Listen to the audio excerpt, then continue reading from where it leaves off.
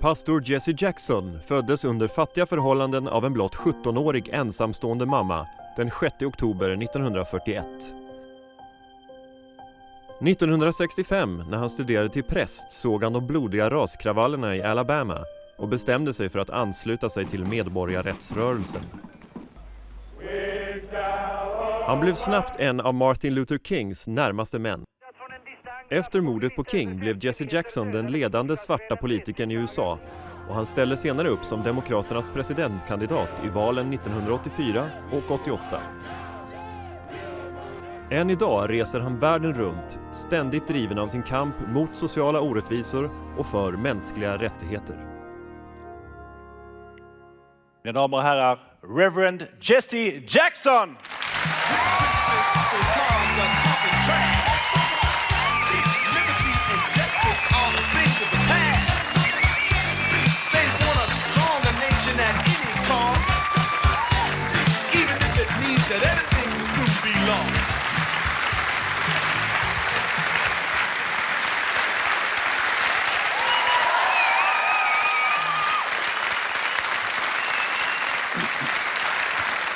Welcome.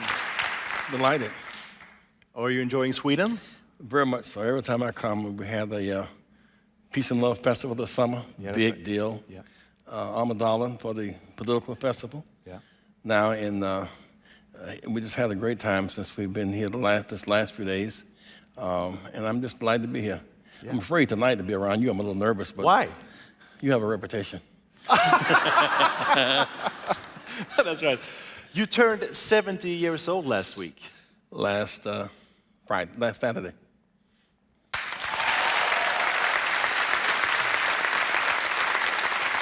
Congratulations. How did you celebrate it? Well, two ways. One, we gave away 1,000 baskets of food. In America, as wealthy as we are at some levels, there is growing poverty. And 52 million Americans are food insecure. 44 million on food stamps that need assistance. And so it's our way of putting some focus on the poor, because for the wealthy, there's no roof. For the poor, there's no floor. And there are these protests trying to get the nation's attention. Let's be fairer in distributing food and goods and services. Is it okay if I give you a gift? Please. Good. Because I thought about it. I thought, what should I give Jesse Jackson on his birthday? And then I thought about it. Of course, the national Swedish gift. Something every Swede has gotten at least 4 times. I can guarantee it. Are you ready? Here you go. It's an Aladdin ask. Am I right? It's very good. You're gonna like it. But it's very important that you don't eat from the second layer. We're going to test it. Ja, vad fan, han tog ju den godaste först. I can save it for.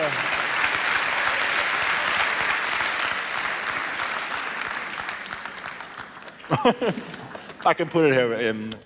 Really good. That's good, right? One more.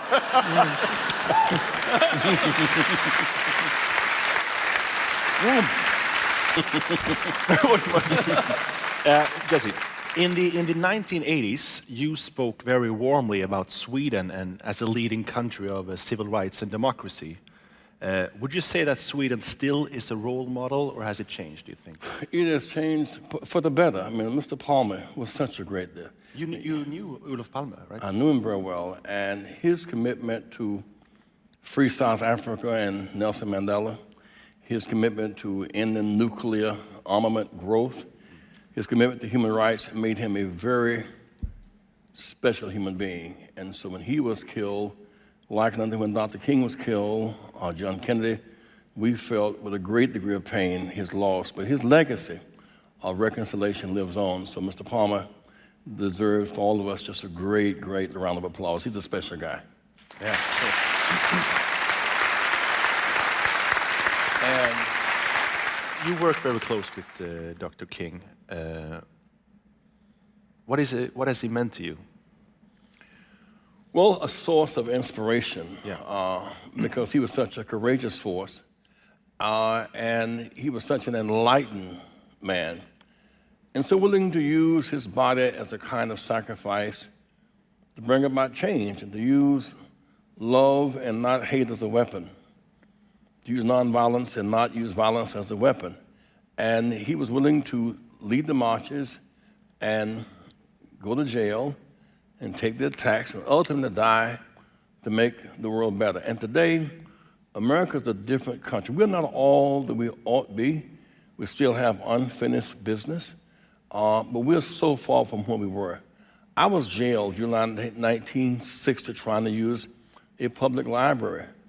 My father, veteran of World War II, had to sit behind Nazi POWs on American military bases and didn't have the right to vote. Today we've gone from the back of the bus to the White House, in no small measure because of Dr. Martin Luther King Jr. That's kind of who he really was. You were there the day he was assassinated. Would you mind telling us about that moment? Well, first leading into it, that week he had made the case, we must now organize the people in a multiracial, multicultural way to fight together for a floor beneath which no American would fall, and to choose peace and not war. But often peace warriors are attacked for declaring peace, and he was under lots of attacks because of the war issue. And we felt the anxiety we did not know quite where it would lead to. And the day before he was killed, we spent most of the day in the hotel room laughing, talking about his family's legacy and his ancestors. It was just a great deal of fun and lots of tension. But then that night, we were on our way to dinner. Around 6 o'clock in the afternoon, he came out on the balcony, and I was coming across the courtyard, and he said, "Jesse, we're running late because, and you don't even have on a tie, we're going to dinner." I said, "Well, Doc, the prerequisite for eating is an appetite, not a tie." He said, "You're crazy," and we laughed. And then he leaned up to talk to a friend and to play the song, Precious Lord, and he raised up, the bullet hit him, and he was probably killed on impact. It was a very painful moment. Life for many of us is before and after Martin Luther King Jr. But because he came this way, the America where all can vote, all can coexist, all can dream, and can find the best in each of the rest of us, that is what he sacrificed for. And the night that President Barack Obama was elected, it was such a redemptive moment, because from the slave ships to the White House is quite a journey. That he has faced some awesome and ugly attacks since he has been president. But he's there, and deservedly so. Do you think he will be reelected? We look forward to it. He's But earned. do you really think that? Because it's rather tough for Well, him if now. he could win against the odds 2 years ago, he certainly can win with the odds now. Because people have seen him walk across the stage of the world as a redemptive force. They know that he is intelligent, has integrity, has a tough mind, a tender heart, and vision. And I believe though he's facing a lot of rough odds at this point, he will prevail. He's faced the push-offs, and yet he is not retaliated. And that, to me, is an act of maturity and good leadership. He refuses to come down to the level of those who would dare be mean-spirited. He will not go down there. He should not go down there. Eagles should not try to run with the rabbits. Keep your wings flapping. He'll get there.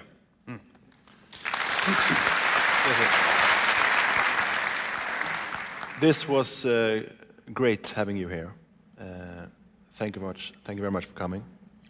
Well, next year we're having another Peace and Love Festival. Yeah. You're invited. Thank you. Jesse Jackson. Thank you, sir. Thank you very much. That's Nugent.